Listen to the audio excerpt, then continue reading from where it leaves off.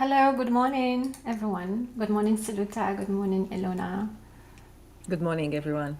Good morning, EL'ona. Good morning, Hanan.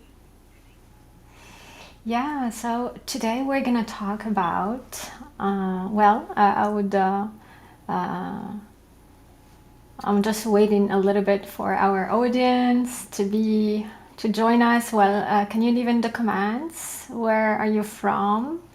And we're very excited to share this episode again with you today. So the subject today is the power of forgiveness. We already talked about the power of forgiveness, but today we would love to see it from different perspective. And I believe that we learn more and better when we repeat the same thing over and over and we see it from different perspectives. And today we have a special guest, El'ona. She's a forgiveness coach. She's a notary, she's an army veteran, she's a self published author and candidate for Washington state governor. Her goal in life is to unite communities and remove labels, and her hope is to be a voice in public service who advocates for veterans and unheard citizens. She's unstoppable at whatever she puts her mind to do, and she's a motivational speaker also, and she encourages people to be a promotion, not the emotion. What a mission. What a mission, El'ona. So tell us a little bit about you and how did you get into this path to inspire and empower others? Well, a little bit about myself. I am a fun loving person. I enjoy, you know, happy people. And if I see people sad, it's not that I feel like it's my job to make them happy, but I know that I can bring that energy to turn the tides of whatever room I walk into. And I don't know that just because I'm saying that. I know that it's like one of those things where you go somewhere and somebody says, everybody that you talk to say that when you walked in the room, you brought a different energy with you. So I know that I have a just a natural gift in that area without even trying. But I I grew up moving around, and my parents were not in the military. I was born in Florida, lived a little in Bridgeport, Connecticut, and then we moved back to Florida, and then we moved back to military. So I was like, I'm just all over the place. And people always say, "Weren't you raised in the military?" No, I wasn't. My mom was one of those. I think that she just was not satisfied with staying in one place. She just had to move around and go and try something new. And I think when I grew up, I saw that I was doing the same thing, and I realized that what my mom was really trying to do was trying to find her place of belonging, and that she really wasn't accepting who she was.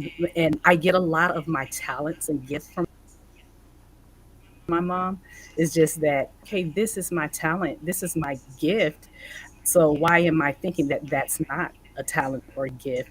And whereas my mom, she has the same talent and gift. And now through me and me doing stuff, she said, oh, so that's my calling in life. and and when a lot of times feel like we have a purpose and don't realize that we're doing our purpose is because we haven't accepted who we are or loved ourselves for that, because we feel like it's not enough. And so I grew up always feeling like I was never enough until I started writing my book, which is called Purely Unadulterated Me, Open Me and Read Me. And in that book, as I wrote my journey, I was always angry and frustrated. I think of where it was my kids who brought me to that point of writing this book, where an incident happened. It was a guy fixing my car, and I was just out there yelling at him because he did something that I felt was avoidable, and it frustrated me. So I was being mean, and my kids started crying. It's like, Mom, you just took out of his love bucket. And I'm like, what love bucket are you talking about? I read this book about the love bucket, and whenever you're being nice to people, you're pouring into their love bucket, and it keeps them full and fulfilled. Then you're taking from their love bucket. And I say, he was nice to you and he was pouring into your love bucket by fixing your car. And now you're taking from him, from his love bucket, and that makes you a thief. And I'm like, Oh my God. so they're crying. I'm crying because they It's just a good taught me a analogy. lesson. Yes. Wow. And so from that day, I was like, I don't want my kids to ever feel the depression that I grew up with because I was depressed and suicidal, in and out of hospital for suicide and depression growing up. And I'm like, I don't ever want them to feel this way. And I don't want them to ever be hurt because I'm taken from somebody's love bucket. So, how do I fix that? So, I go to start writing the book. And the way I started writing it, it was like, I'm going to write everything in my present that is um, triggers me, that frustrates me, or that I'm holding on to that I can't get over. Then I connected all five of my senses. Like, what am I feeling in all five of my senses about this situation or this trigger? And then I try to go and connect it to something what in my past of my earliest childhood memory can I remember that can that that I immediately connect to. And then I start realizing that situation made me feel like I wasn't good enough, or that situation made me feel like I'm ugly, I'm stupid, or all these negative things, whatever it brought me to. So then I started writing my future in the book, and I said, okay, from here on out, every time this type of situation has to feel this way, I'm going to create this affirmation. This affirmation I'm going to say about myself. When this trigger happens, I affirm that I am loved. I affirm that I am enough. I am good enough in this moment. I am equipped and I am resilient and I'm resourceful. So I start writing those, and then every time those situations happen, it's like I'm doing those affirmations till one day I realized I was no longer suicidal. I was no longer angry at people, or I would respond differently because my perception had changed. Wow. Everything is about perception, really. Thank you for sharing the story. I mean, since we're talking today about forgiveness and people who are listening to us, they may be interested in knowing, because sometimes it's so difficult to forgive when we are hurt, when people are mean to us, when things were taken from us, when we were betrayed, when we are struggling. It's very difficult. So is there any like process as a forgiveness coach? How do you help people forgive even in these difficult situations? Well, I pretty much use that same model that I use for myself of I'll have a person sit there, whatever it is that triggers them, or if a situation just happened that day and they are so angry about them and they're about it and they're deeply, you know, want revenge or something. Write down beginning to end as detailed as possible. And in your detailing, write down, oh, I my heart was racing and I felt like pin needles breaking through my skin. And it tastes like smell like pine, like those different things. Write down all five senses that you that moment, and then take the moment to just breathe. And then you turn around and your childhood memory, or the closest memory to childhood that you can think of, that has all five of those. It's something that comes up in your adulthood, because it might be something that happened in your adulthood that created that pattern of thinking about the way you have. And then once you get there, then say, why does that, why did the moment make me, whether it's angry, because you have to give it a name. So you have to know what it is that you're addressing. Am I addressing anger? Am I addressing anxiety? Am I addressing fear? And a lot of things is, like if I felt like I was a victim, and a lot of people who feel like they're a victim, they feel like they didn't do enough to take up my fault. Did I do? So you put those down. This is what that situation made me feel. Now, whenever the situation happened, that I did nothing wrong, I am good enough. Like whatever it is, you're gonna write the opposite statement of that. And Mm-hmm. that now becomes your something happens, or even when something is about to happen, you pull that out and you read it and you say it doesn't matter if it doesn't feel like it's doing anything at the moment, on making the effort to say it and remind yourself. Absolutely. Thank you for sharing this process with us. And I think many of us could use going through that process. And that's actually a very new and interesting process to me, going back to the childhood and identifying the moment or the thing that triggered and tapping into those feelings. It's really interesting. Uh, there is another thing that you mentioned, which is using affirmations. And I think the three of us here, many people in our audience, are fans of affirmations. And I also have some books that I published with affirmations. I have a set of affirmation cards. So this is a really powerful tool that all of us can tap into and use to transform, to shift the way we're thinking, the way we're perceiving certain things that happen in our life. But there was Yeah. something really interesting that Hanan mentioned, and you mentioned before our live in your bio, that really got me thinking. And it is this thing that you're encouraging people to be a promotion and not an emotion. And I was wondering if you can share with us a bit more about what does that mean and where does this come from, because I know you're encouraging people to do that, right? And I think Yeah. it is really important for us to understand how we can detach ourselves from Yes. your emotions, right? Yes.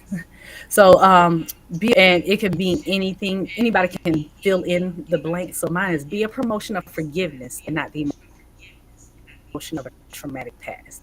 So I went through a whole series of trauma, and just that for for me, when I hear other people who are depressed and they've gone through those same things and they haven't gotten over, it's like, oh man, I could have been that, but instead I'm here advocating. And when I always used to hear that, oh, when something happens to you, it's because for somebody else. It's because I'm able to advocate for other people who right now are still feeling stuck. And you know how they have that each one teach one. So I'm not going through what I'm going through just to see you and say, okay, well, I'm out. I don't know why you're struggling. No, that's not what that means. I made it out here. Maybe what I did can help you. I'm willing to be. That's what a life coach is. I'm really here to be walk alongside you, not your therapist or nothing, but I'm here walk alongside you to be your accountability. And one thing that I define, because I used to hate when people say, "Oh, forgive," and it's not about forgiving and forgetting. Or they say, "Oh, forgiveness is for you and not for the other person." I used to be so angry, and it would make me more mad because how nobody won't tell me how. And they say, "Oh, it's just because you don't want to get you don't want to get over it. That's why you're not doing it." No, I just don't know how. And he's telling me how.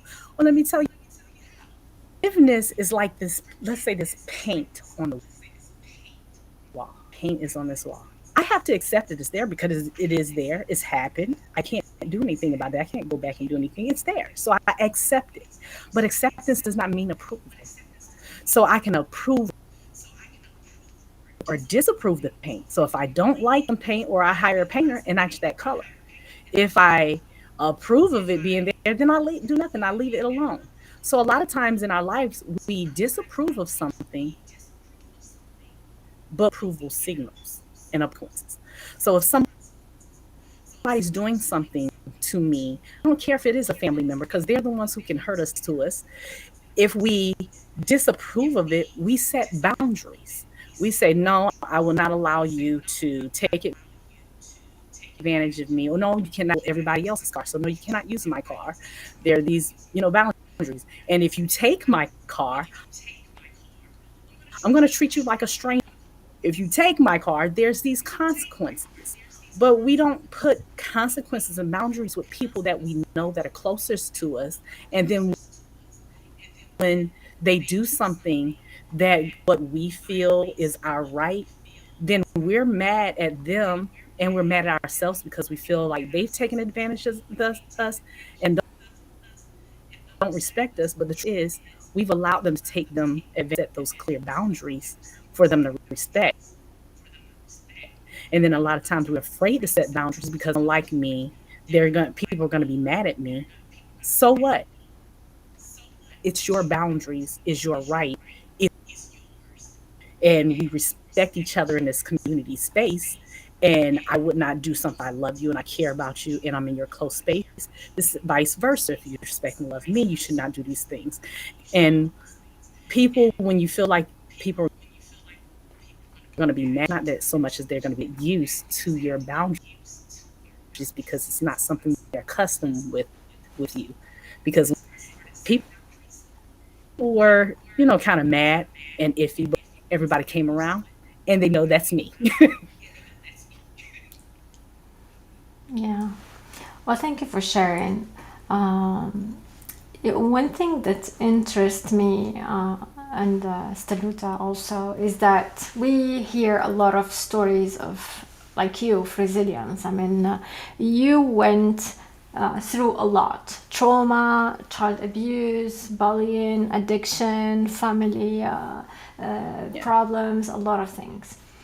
And we always look at different mechanism of how people overcome these challenges, and this is how we keep also learning about others and also helping others, helping ourselves to overcome our own challenges. I would love to know if you have like a mechanism apart from the bucket, the love bucket, and the story that you shared earlier. Do you have like a mechanism before getting into the forgiveness part, or the forgiveness was your mechanism to overcome these challenges? Before getting to the forgiveness part, like to the bucket, I really didn't have a mechanism. My whole when I was going through situations, attempt to commit suicide. I was just at a point when I was growing up. My doctors said that I was going to be on medication for the rest of my life, walking around as a zombie because they had me so drugged Wow. up that they said there was no for me, no happiness, hope, because I was at the deepest depression that they couldn't even counsel me out of. And so for me, it was really pretty much just my kids. The whole, like I said, that whole perception change. And in my head, I didn't know that I was doing affirmations at the time because I hated affirmations. I felt like, oh, these affirmations don't work. I didn't do anything. In fact, I'm still extra angry. In fact, I don't even feel like saying them. So, but I had other affirmations that I didn't realize that I was subconsciously doing, which was each day was like, I'm going to live for my kids. I'm going to make sure my kids never be this type of sad. I'm going to do for my kid done for me. I'm going to advocate for them because nobody advocate for me. And when I started actually living that life according to that without realizing those were affirmations and it was changing my perception, at the time it started out for my kids. So by the time it gets to my kids telling me about the love bucket, it made an effect on me because I was already living my life for my kids to make sure that they never feel what I feel. And so now when they're feeling this hurt because of something that I did, I realized that I'm giving them the hurt and I'm making this happen. That has an effect on me to different affirmation. And as a time, I was doing the affirmation that I didn't even realize I was doing. Yeah, because the most challenging thing about the affirmation is that the confusion between the conscious and the subconscious. People, they say things, but they don't believe in them, and they don't maintain that process until they get what they want and they give up. So yeah, Yeah. it really requires a lot of persistence, consistency, repetition, a lot of belief that things will change, and this is something challenging to many people. Yes. Yeah, I have a question for you because you mentioned that you realized from time to time that despite the fact that you were, your kids were the ones who somehow were at the forefront of your transformation and the motivation for you going through the transformation. And yet sometimes you realize that you did things that had a negative impact on them. And I think all parents do that, right? If we have enough awareness, we can see when, which are our own behaviors that affect in a negative way our kids. And when we realize that, at least that's what happens to me, I have a tendency to judge myself, to feel guilty, to feel shame, to it's like, I didn't know. I- It takes me quite a while to be able to forgive myself. And I was wondering if you have a specific process of forgiving yourself, because sometimes I find that is way easier, though it's not easy at all, but it is for me easier to forgive other people than it is to forgive myself. So can you speak about self-forgiveness also, if you have a process or if you have something that can help people also transition these moments in which you feel guilty and ashamed and about your own behavior? Yeah, I believe, Steluta, if we Yes. don't do the process of self forgiveness, we cannot forgive others. The people who maybe who manage to forgive themselves will be able to forgive others easily. And I don't know if it's right for everyone. This is just my perspective. Maybe Elona can say something about it. Yeah, it was like I said, kids. One time, like my kids, they would say their nightly prayers before going to bed, and then I would have this little ending that I would put on, and I would say, "Okay, well, God, also, if my kids let me go to hell for them because they deserve to be in heaven, you know." And then one night, my kids prayed and said, "God, don't let any of us go to hell. Let our mom go to heaven too," you know. And so they're like, "Mom, we don't want you to go to hell. You can go to heaven too." And I said, "So stop. Can you stop praying that because it makes us sad and it makes us scared?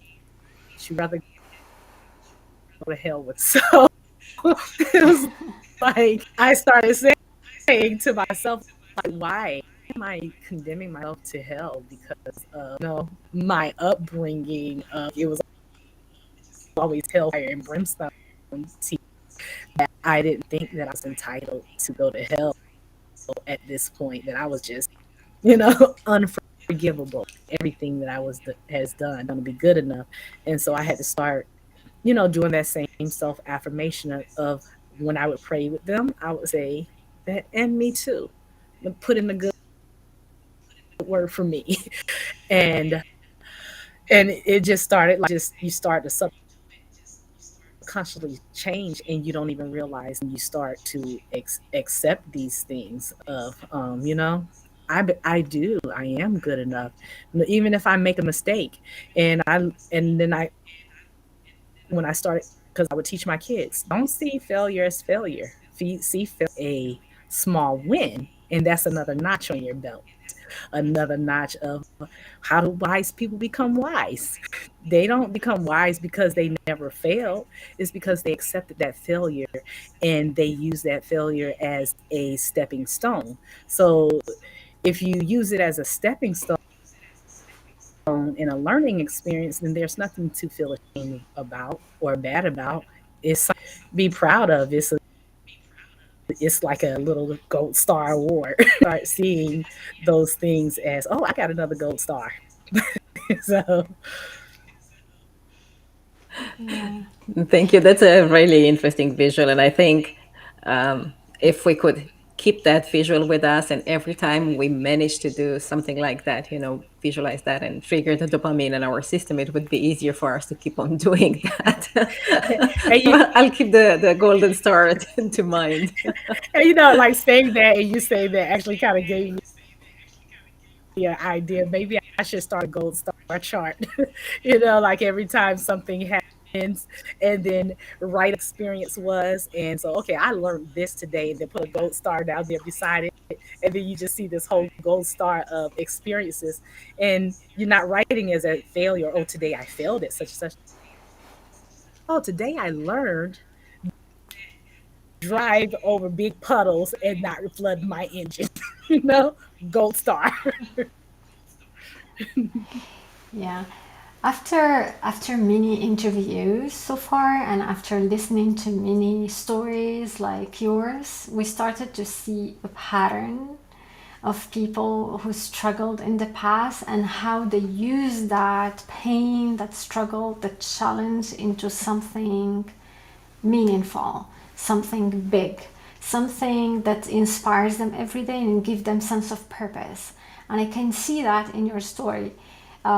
What you experienced in the past and what you are trying and the vision you are embracing today of uniting communities and removing labels. Can you tell us what's your approach and how uh, what's the process? Well, we talked a lot about the process today. How will you? So, what's your vision? Can you tell us more about it? Okay, so like you mentioned earlier that I for Washington State governor in 2024. Well, in the meantime, my whole thing is to take that Uniting Communities and Removing Label of is I've been hosting events, and in the events, I knowingly bring people from different sides. And Democrat, I have them in the room. If it's Proud Boys and social justice, I have them in the room. But I tell people, don't talk about what your personal belief is when you come in here. Don't talk about your political party. I want to come in. We're just going to discuss issues. And when we sit there and we discuss issues, everybody's sitting there and agreeing. And it's funny because then you'll see you might have some Republicans agreeing with this group of Democrats, and this group there's some who this group over here, and then we all get to see that we're all just human. We all have the same issues. We're all faced with the same things out here that affects us, whether it's taxes, homelessness, um, mental health. Those affect us. Those affect us despite what our religious beliefs it affects us all. We can all relate to that equally. So why can't we just focus on the issue and stop worrying about what somebody's personal right to their own choices are? So can we focus on that? So the more because people aren't going to just naturally do it on their own or go up and say, "Oh, well, I just want to debunk this fear or this hatred I have towards you because based on social media, based on what I was raised on to believe about you." Do that. But we bring them in the room and tell them put aside these other things. Don't even bring it up or mention it. Let's talk about this. Then once people start to become comfortable with each other and have that's a safe space, then they come to realize that whatever stereotype they had of the other person does not even matter. So that's pretty much the my strategy That's right great. now. Yeah, well, thank you for sharing. Steluta, would you like to add anything? Yeah, I was just wondering because we are at the top of our time, if you can share any last advice with our audience in regards to forgiveness, because forgiveness and resilience, because our show is mostly about resilience and forgiveness. I think it's one of the we can all agree on that. It's one of the tools to become resilient, right, and keep moving, forgiving, and keep moving forward. If you can share one last piece of advice with our audience in regards to whatever topic you feel it's worth advising people on. Yes. What stuck in don't stop. Like if today you feel depressed or frustrated or feel hopeless or you feel like I have so much on my plate or I have this my life is over, it's not over. So don't life each day as if that situation didn't happen. And if it's things that you feel like you don't have enough time in the day to accomplish, or you can't even, it looks impossible, something that you know that is positive and that's possible, and make that happen. And if it's something that needs to be dealt with, then there, even if it doesn't come out all the way that you want it to, you next time something like that happens, you're going to be that much farther ahead, as opposed to if you stopped and didn't make efforts and didn't learn something along the way. Well, thank you for sharing. Thank you for being here, sharing your story of resilience and all your words of wisdom. Thank you to our audience. Thank you, Saluta. Thank you. Just before we go, where can people connect with you? Yes, they can connect me. My email is my name, EL'ona, EL'ona Kearney, KEARNEY at. I also have a love always, and you'll see a picture up there, picture up there of me. So those are the best. Those are the best with me. And I also have my governor's page, which is if you're in Washington State, it's peoplebeforeparty.com. Okay. Well, thank you. Thank you, everyone, and see you next week. And then join us on YouTube also, and don't forget to subscribe. Thank you. Thanks, everyone. Thank you, Elena. Thank you, Hanan. Thank you.